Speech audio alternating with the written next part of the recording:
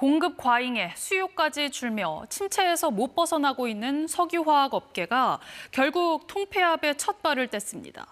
업계 1위 롯데케미칼이 가장 먼저 구조 재편에 나섰습니다. 연말까지 다른 기업들의 사업 재편도 이어질 전망입니다. 박경준 기자가 보도합니다.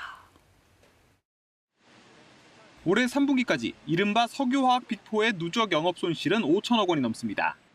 중국발 공급 과잉에 국내 수요마저 줄어 기존 범용 제품은 더 이상 활로를 찾기 힘든 상황. 결국 정부는 올 연말까지 각 기업의 몸집을 줄일 것을 주문했습니다. 기업 자율적으로 하라면서도 눈치 보며 구조조정을 미루면 지원에서 배제할 거라 경고했습니다. 무임승차 기업에게는 단호하게 대응하겠습니다.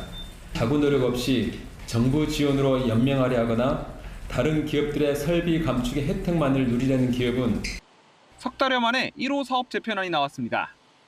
가장 먼저 손을 든 곳은 2022년부터 누적 영업 손실만 2조 5천억 원인 업계 1위 롯데케미칼. 충남 대산석유화학 단지의 에틸렌 생산 시설을 HD현대케미칼과 통합하기로 했습니다. 합병회사 지분은 5대5, HD현대 쪽 85만 톤 생산은 유지하되 연간 110만 톤 생산이 가능하던 롯데케미칼 공장은 가동을 중단할 가능성이 높습니다. 업계가 당초 정부에 제시했던 생산 감축 목표량은 최대 370만 톤.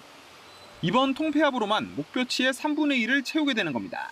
다른 데서도 이 정도 수준으로 줄이게 된다면 공급 과잉이 심화된다라는 우려는 조금 줄어들지 않을까 하는 생각을 합니다.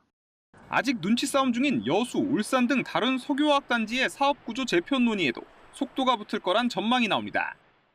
정부는 올 연말까지 사업 재편 계획서를 내지 않는 기업은 향후 대내외 위기에 각자 도생해야 할 거라며 다시 한번 기업들을 압박했습니다. KBS 뉴스 박경준입니다.